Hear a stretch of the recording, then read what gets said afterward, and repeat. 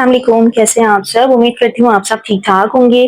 तो आज हम करने जा रहे हैं एक्सरसाइज 4C का क्वेश्चन नंबर 6 और क्वेश्चन नंबर 1 से क्वेश्चन नंबर 5 तक मैंने सॉल्व करवा दिया है, प्लेलिस्ट मैंने बना दी है, आपको वहाँ से सारे सॉल्यूशन एक साथ मिल जाएँगे, आप वहाँ से देख सकते हैं।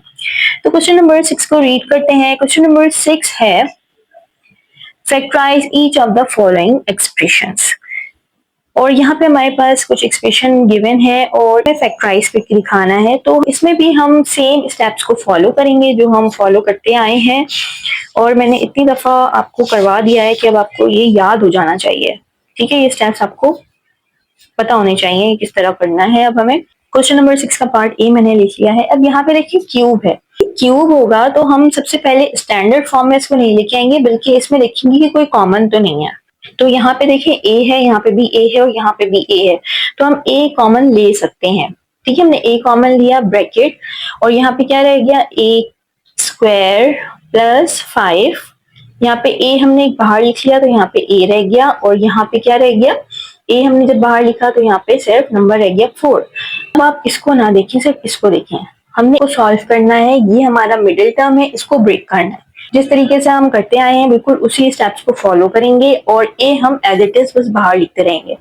ठीक है, अब यहाँ से अब हमने देखना है कि क्या अब इसमें स्टैंडर्ड फॉर्म है या नहीं, सिर्फ इसको देखना है। इसको हम एज इट इज लिखते जाएंगे और हम इसको सॉल्व करेंगे। तो अब इसको देखिए स्टैंडर्ड फॉर्म में है, स्टार्ट में पावर इसकी 2 है, हाईएस्ट पावर है, उसके बाद ए है और उसके बाद कांस्टेंट है, तो ये इजीली हम कर सकते हैं। ए हमने एज इट इज लिखना है, ब्रैकेट लगा लेना है। अब यहाँ पे हम जो स्टेप्स को फॉलो करते थे वही स्टेप फॉलो करेंगे। तो फर्स्ट टर्म मल्टीप्लाई होगी लास्ट टर्म से, ये लास्ट टर्म मल्टीप्लाई होगी फर्स्ट टर्म से, फर्स्ट टर्म ये है और लास्ट टर्म ये, इसके साथ कुछ भी नहीं, इसका मतलब है 1 है। तो 4 को मल्टीप्लाई करवाएंगे 1 से तो ये हो जाएगा 4 1 जा 4। तो दो नंबर हमें ऐसे चाहिए जिसको मल्टीप्लाई करवाएं 4 आए और सेम नंबर प्लस या माइनस करवाएं तो हमारे पास आए मिड टर्म, और यहाँ पे जो मिड टर्म है वो है 5। ठीक है, बिल्कुल सेम मेथड है, कोई इतना मुश्किल नहीं है। बस ये आपको याद रखना है, जब भी क्यूब आएगा तो सबसे पहले हम कॉमन ले लेंगे। जब कॉमन ले लेंगे तो उसके बाद जो हमारा स्टेप होगा इसको हम ब्रेक करेंगे और जो ये ए है इसको हम एज इट इज लिखते जाएंगे। तो यहाँ पे हमें 5 चाहिए, तो 4 में अगर हम ऐड कर दे 1 तो 5 आ सकता है। तो 4 1 जा 4 हो गया, 4 में हम ऐड कर देंगे 1 तो 5 हो जाएगा। तो 4 + 1 = 5। ठीक है, अब यहाँ पे इसको करते हैं। आप 1 लिखें या ना लिखें या डायरेक्ट ए स्क्वायर लिख लें, प्लस तक एज इट इज ब्रैकेट, इसको हम स्प्लिट कर रहे हैं। किस तरह स्प्लिट कर रहे हैं? 4 + 1 यानी कि 4a + 1a। 1 आप लिखें या ना लिखें, मैंने लिख लिया है, ब्रैकेट क्लोज +4 और स्क्वायर ब्रैकेट क्लोज। इसको हमें सिर्फ सॉल्व करना है। ए हम एज इट इज लिखते जाएंगे, ए ब्रैकेट, अब यहाँ पे हम ब्रैकेट ओपन करते हैं, ए स्क्वायर प्लस 4a प्लस, यहाँ पे ए लिख रही हूँ मैं, +4। टेक कॉमन, पेयरिंग करेंगे और कॉमन ले लेंगे। ए एज इट इज कॉमन लेंगे तो यहाँ पे ए कॉमन आ जाएगा, यहाँ पे एक ए रह जाएगा प्लस यहाँ पे 4। इन दोनों में कोई भी कॉमन नहीं है तो उसका मतलब है हम 1 लिखेंगे और यहाँ पे क्या रह गया a + 4। देखिए ये ब्रैकेट और ये ब्रैकेट दोनों सेम है, इसका मतलब हमने सही किया है। तो एक दफा हम ये वाला ब्रैकेट लिखेंगे। देखिए इसको किस तरह लिखना है, a + 4 इस तरह और इसको a + 1। ठीक है, एक दफा ये लिखा, एक दफा ये लिखा और यहाँ पे हम a लिख देंगे। बस इसमें और कुछ भी नहीं करना, यही इसका आंसर है। ब्रैकेट आगे पीछे हो सकते हैं, पहले भी बता चुकी हूँ। इसका आंसर इस तरह से भी हो सकता है, a पहले ये वाला ब्रैकेट आ जाएगा a + 1 और उसके बाद a + 4। दोनों तरीके से आप लिख सकते हैं, दोनों तरीके से आंसर एक्सेप्टेबल होते हैं। नेक्स्ट पार्ट करते हैं इसका पार्ट बी। अच्छा जी, पार्ट बी मैंने यहाँ पे लिख लिया है, इसको करना स्टार्ट करते हैं। तो यहाँ पे देखिए बी है, यहाँ पे बी है, यहाँ पे बी है। तो सबसे पहले हम क्या कर लेंगे, इसमें कॉमन ले लेंगे जो कि है बी और यहाँ पे क्या रह जाएगा 3b², क्योंकि एक बी हम बाहर लिख चुके हैं, -8b। यहाँ पे एक बी बाहर लिख चुके हैं, एक बी यहाँ पे रह गया माइनस, और यहाँ पे एक बी ऑलरेडी बाहर लिख चुके हैं तो यहाँ पे रह गया 3। अब ये देखें स्टैंडर्ड फॉर्म में आ गया है। यहाँ पे सबसे हाईएस्ट पावर है, उसके बाद बी की पावर 1 है और लास्ट में कांस्टेंट है। अब यहाँ से हम फॉलो करते हैं स्टेप 3 से। तो first term multiplied by last term, यानी कि ये फर्स्ट टर्म है और ये लास्ट टर्म है। फर्स्ट टर्म और लास्ट टर्म यानी कि 3 मल्टीप्लाई 3 तो ये हो गया 9। अब दो नंबर ऐसे चाहिए जिनको हम मल्टीप्लाई करवाएं तो हमारे पास 9 आए, और सेम नंबर प्लस या माइनस करवाएं तो हमारे पास मिडिल टर्म आए, यानी कि मिडिल टर्म है यहाँ पे 8। तो अब यहाँ पे कौन से ऐसे नंबर हैं जिनको हम मल्टीप्लाई करवाएंगे तो हमारे पास 9 आए और उसी को प्लस या माइनस करवाएं तो 8 आ जाए। तो अगर हम यहाँ पे 3 3 से करवाते हैं, लेकिन 3 मल्टीप्लाई 3 करवाते हैं तो 9 आएगा, लेकिन 3 में अगर ऐड करवाएंगे 3 तो 8 नहीं आएगा। 9 मल्टीप्लाई 1 करवाते हैं, 9 1 जा 9, और 9 में से माइनस करवा देंगे 1 तो 8 आ जाएगा। तो यहाँ पे ये इजी है, 9 1 जा 9 हो गया, 9 में से माइनस करवा देंगे 1, ठीक है, तो हमारे पास 8 आ गया। यहाँ पे क्या करवा रहे हैं हम, 9 माइनस 1, तो हमारे पास आ रहा है 8। अब यहाँ पे इसको इजीली कर लेंगे, बी हम एज इट इज लिखते जाएंगे, बी का और कोई काम नहीं है। 3b स्क्वायर माइनस तक एज इट इज, इसको हम स्प्लिट कर रहे हैं तो यहाँ पे हम किस तरह कर रहे हैं, 9b वेरिएबल जो यहाँ पे होता है वही हम लिखते हैं, 9b माइनस 1b, या फिर सिर्फ b लिख सकते हैं आप, minus 3, b as it is. यहाँ पे हम स्क्वायर ब्रैकेट कर लेते हैं,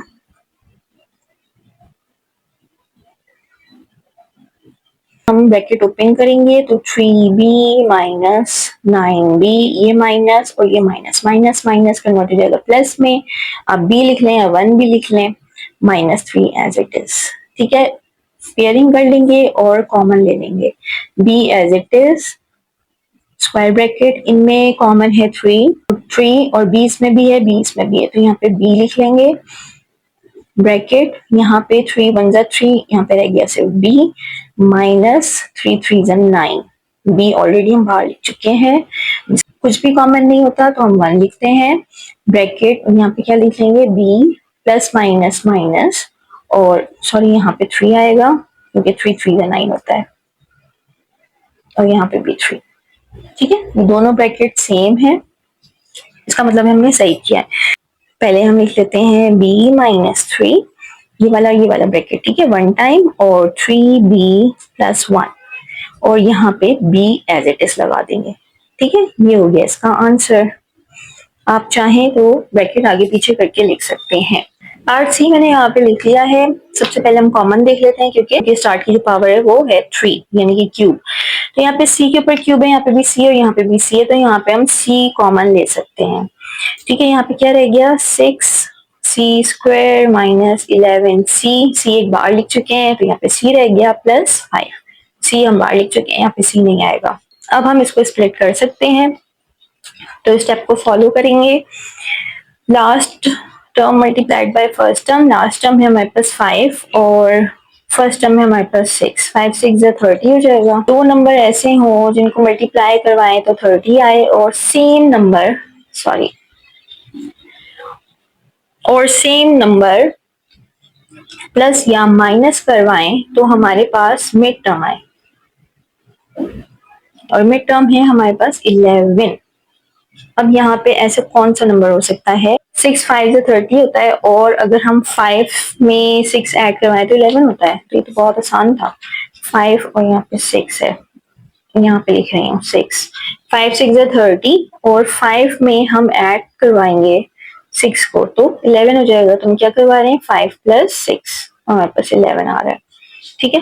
अब इसको कर लेते हैं, c as it is square bracket 6c square minus तक एज इट इज ब्रैकेट। अच्छा, सबसे पहले ना बड़ा नंबर लिखते हैं, 6 लिख लेते हैं, 6c plus 5c bracket close, 6 plus 5 11 होता है, प्लस 5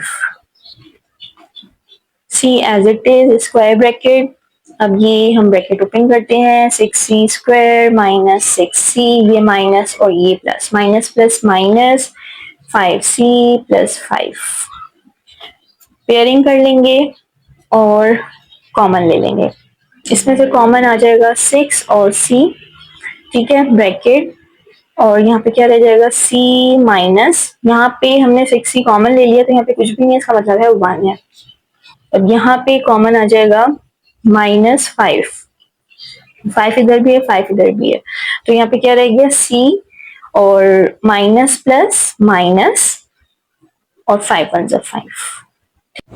ये ब्रैकेट और ये ब्रैकेट दोनों सेम है, इसका मतलब हमने सही किया है। तो हम यहाँ पे लिख लेंगे c-1 और 6c-5, ठीक है। और यहाँ पे हम c एज इट इज़ लगा देंगे। ये हो गया इसका आंसर।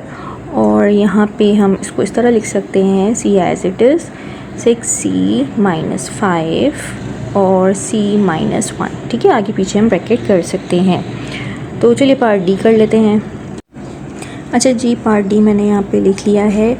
अब यहाँ पे देखिए सब में डी है, तो हम डी कॉमन ले लेंगे, ठीक है। Bracket 6d² minus 13d plus 6। अब यहाँ पे हम स्प्लिट मेथड यूज़ करेंगे और इसको कर लेते हैं डी, ब्रैकेट लगाएंगे। First term multiplied by last term, यानी कि 6 मल्टीप्लाई हो जाएगा 6 से, तो 36। और दो नंबर ऐसे चाहिए जिनको मल्टीप्लाई करवाएं तो 36 आए, और सेम नंबर प्लस या माइनस करवाएंगे तो हमारे पास मिड टर्म आए, और यहाँ पे हमारे पास मिड टर्म है 13, ठीक है। तो यहाँ पे अगर हम 6 में मल्टीप्लाई करवाते हैं 6 तो 36 आएगा, और 6 में 6 को ऐड करवाएंगे तो 12 आएगा, 13 नहीं आएगा। तो इसके अलावा 9 4 जा 36 होता है, तो 9 में अगर हम 4 ऐड करवा दें तो 13 हो जाएगा, ठीक है। तो 9 में ऐड करवाया हमने 4 को, तो हम क्या करवा रहे हैं 9 प्लस 4, तो ये हो गया 13। तो अब ये इसको कर लेते हैं सॉल्व। यहाँ पे 6d² माइनस 13 को स्प्लिट कह रहे हैं ना, तो 9d plus 4d bracket close plus 6 square bracket close, d 6d² minus 9d minus plus minus 4d plus 6। Pairing कर लेंगे, d एज इट इज़, इसमें कॉमन हम ले लेंगे, तो यहाँ पे 6 है, यहाँ 9 है, तो ये 3 के टेबल में आ जाएगा 3। d भी कॉमन है यहाँ पे, तो यहाँ पे 3 2 जा 6 होता है, d हम लिख चुके हैं, और एक d यहाँ पे बाकी है, d लिख देंगे माइनस 3 3 जा 9, और d हम बाहर लिख चुके हैं, तो -2, और यहाँ पे आ जाएगा 2 2 जा 4, d as it is minus और प्लस, माइनस प्लस माइनस, और 2 3 जा 6 ब्रैकेट क्लोज। अब यहाँ पे हम इस तरह लिख लेते हैं 2d माइनस 3 1 टाइम, और 3d माइनस 2 1 टाइम, और d एज इट इज़, ठीक है। ये इसका आंसर है। अगेन बता रही हूँ, ब्रैकेट आगे पीछे करके लिख सकते हैं। तो ये हमने कर लिया है डन। अपना ख्याल रखिएगा। अल्लाह हाफ़िज़।